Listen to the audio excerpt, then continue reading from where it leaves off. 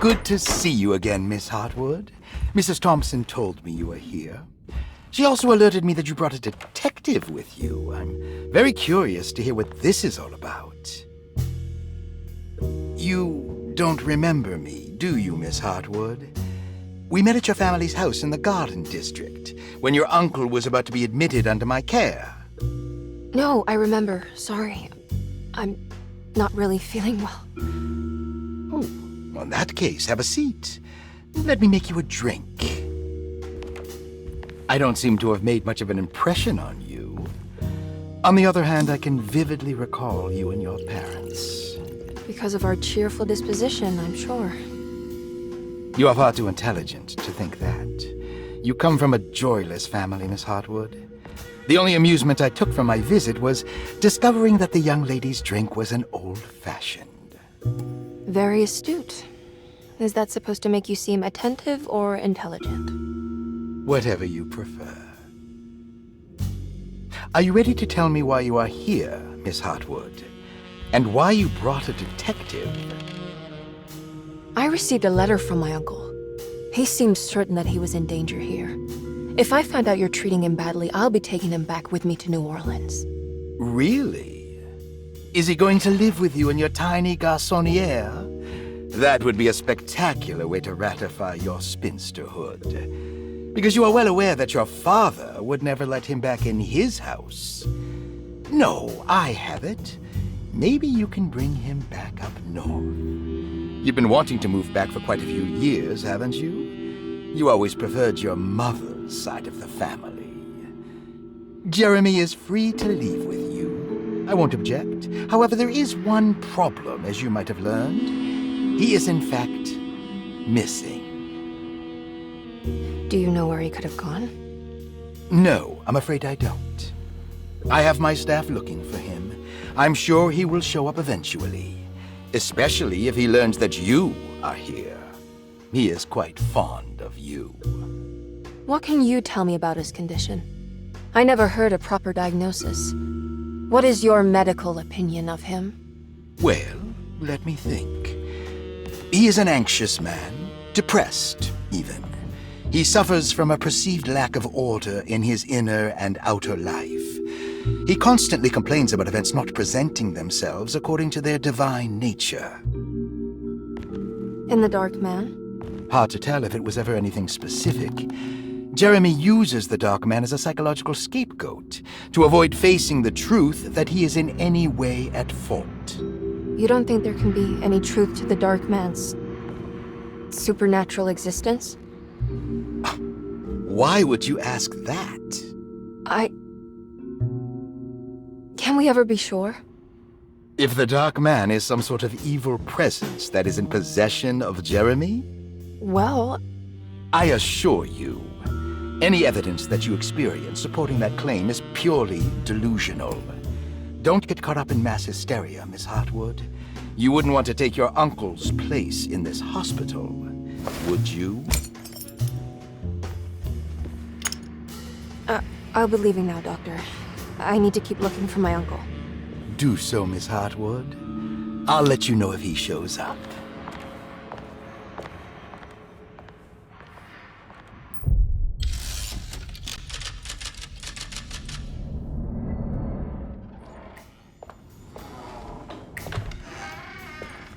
Detective Carnby! God, I'm glad to see you. I was afraid you had left. Me? You're the one who just disappeared. It's hard to explain. I think I blacked out. It was like I went somewhere else. It's okay, miss. You're clearly upset. No, I don't know what's happening. This is a very stressful situation for you, I understand. Ugh, no, you don't understand. Just take a deep breath. Why don't you sit down, smoke some of the Perique? If you want, I could even drive you back to New Orleans. I just want to have a talk with Dr. Gray first. I want to stay. I found a talisman just like the one in the painting. I think I might be able to figure out where Tarawea is, where Jeremy wanted to go. That's great. Just stay out of trouble, okay? Let me handle the investigation. I'm not crazy, Detective. Not yet. Okay, catch you later.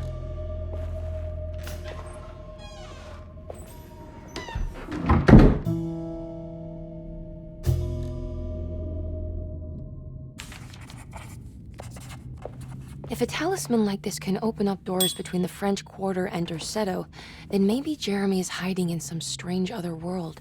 Like Tarawea, the place he mentioned in the book. No matter where he is, it's clear that my search won't be limited to Derceto.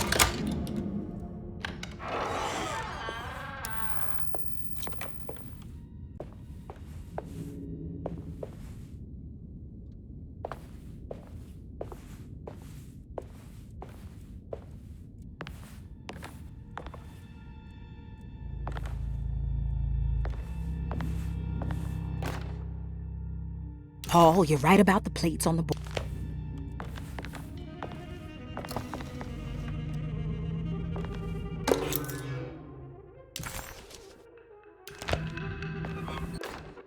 Dr. Elmore.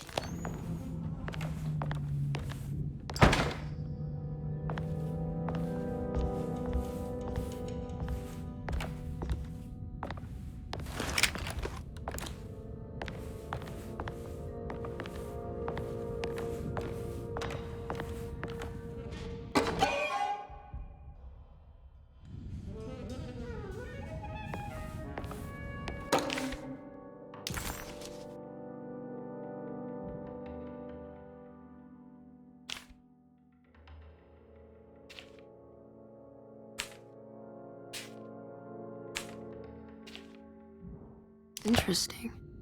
It's all a patient for. Looks sturdy. Doubt I'll be opening this.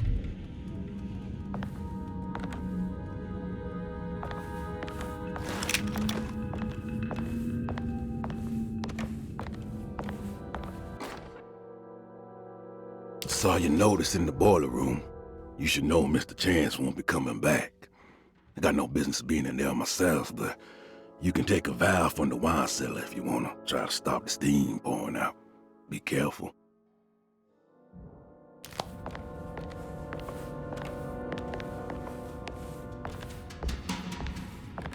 I need the key.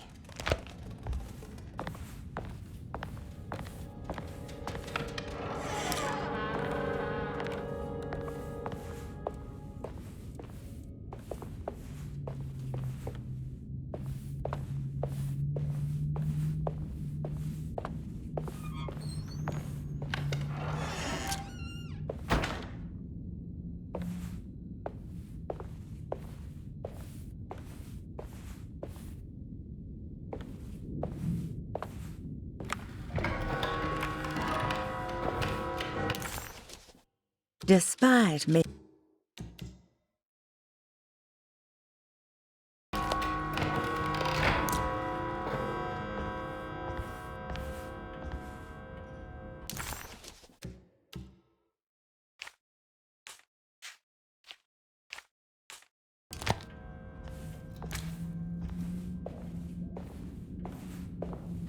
I can't leave. I need to find Jeremy.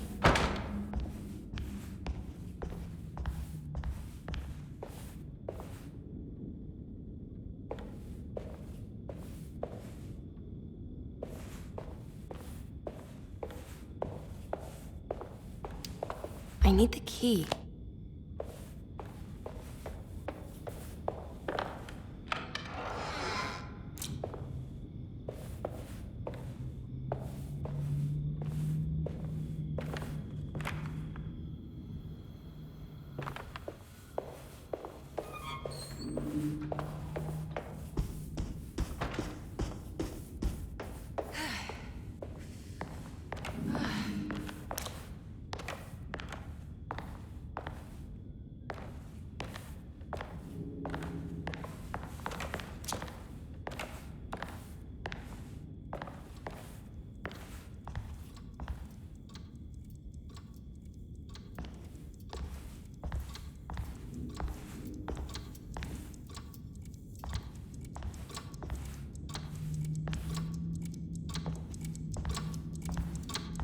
What's that stain? Looks like some kind of rot.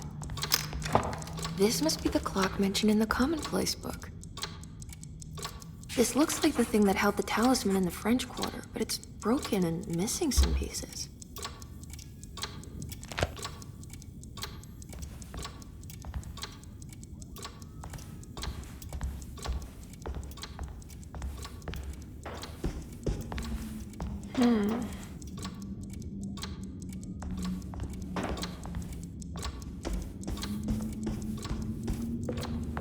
I need the key.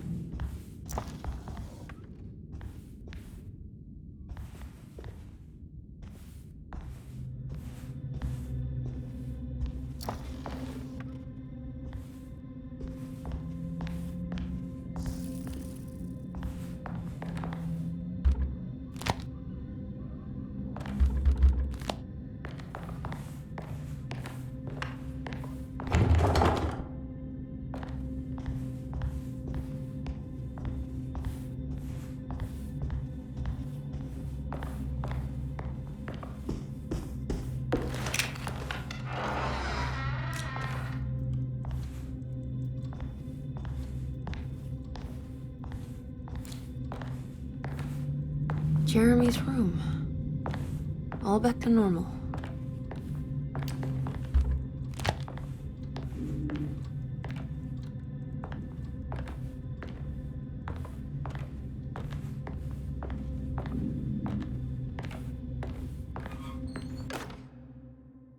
Emily's here.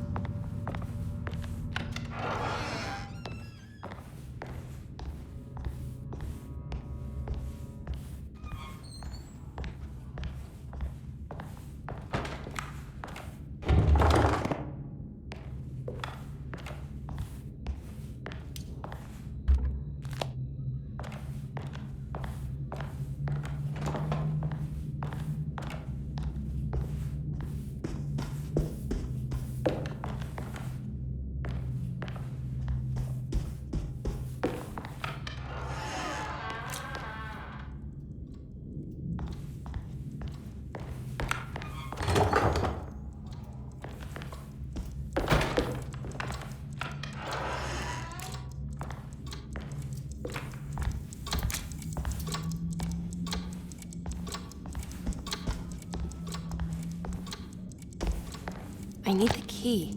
I need the key.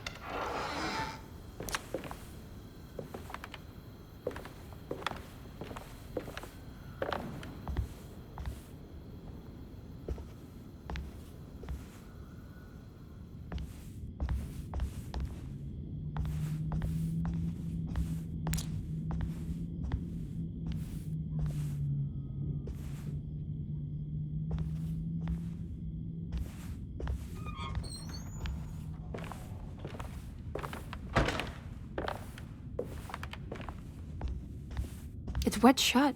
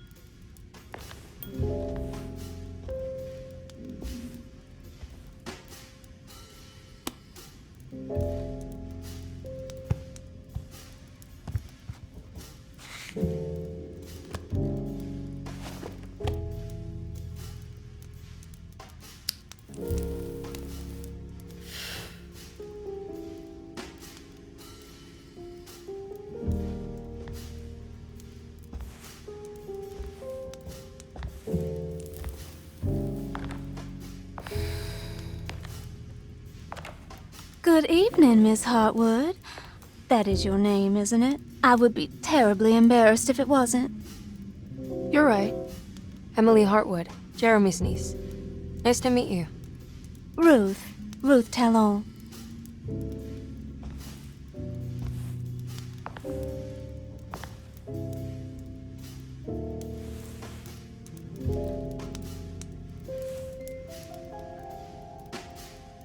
Is that Perique you're smoking?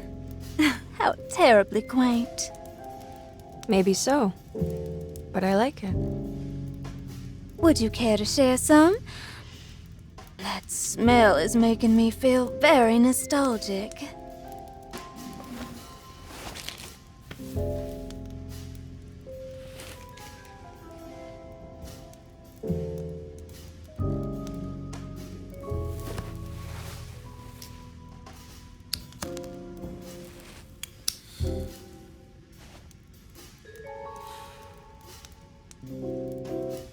Is it all that you hope for?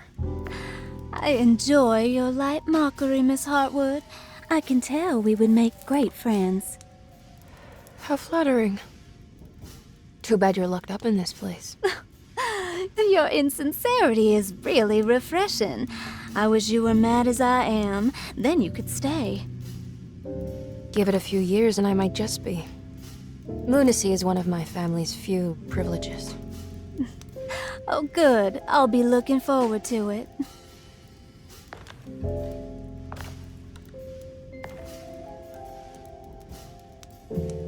You don't know anything about what happened to Jeremy, do you? Everyone here is really strange, and it's hard to know what to make of anything you hear. Occasionally, it sounds quite exciting, though. Good versus evil and all that. I'm sorry, but I don't think I have anything useful to share. It doesn't matter. Thank you for the much-needed break. Bon voyage.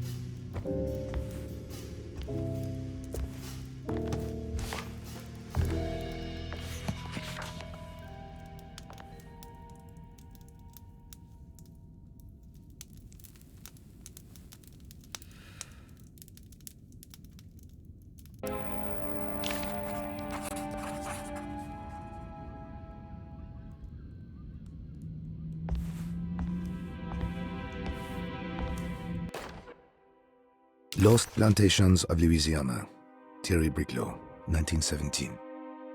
Derceto was a small plantation on the eastern shore of Lake Pontchartrain. The land was considered difficult for industry and was sold for only $30 to Elijah Pickford in 1818. Pickford employed hundreds of workers from nearby New Orleans to clear the woods and build a small plantation mansion facing the lake with a striking Greek Revival temple facade. Derceto kept a modest production of Perique tobacco and indigo that persisted up till the Civil War. During the antebellum era, Derceto was the source of many rumors concerning voodoo and witchcraft.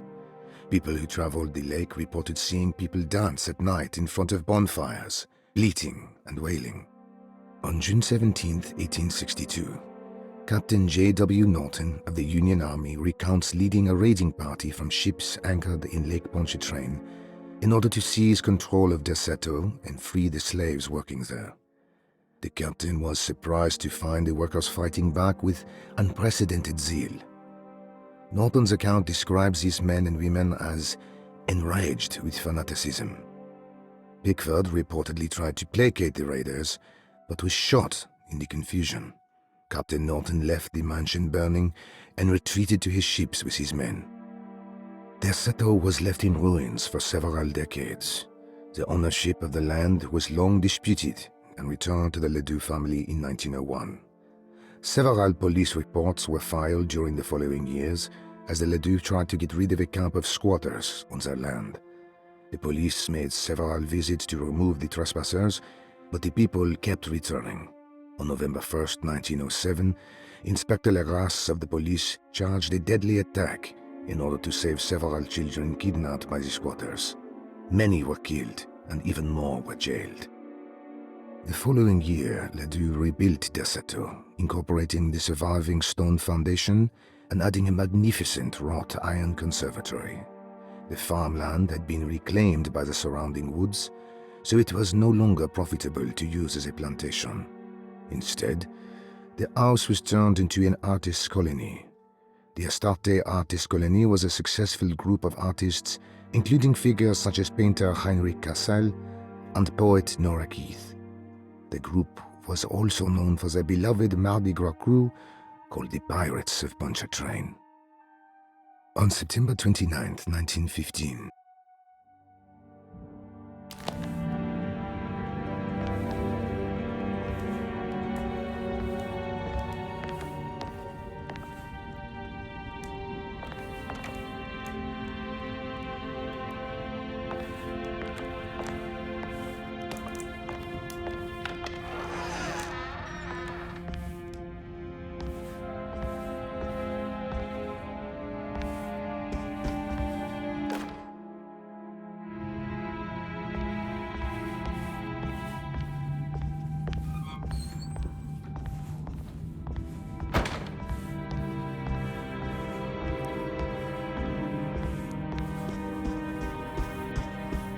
It's wet shut.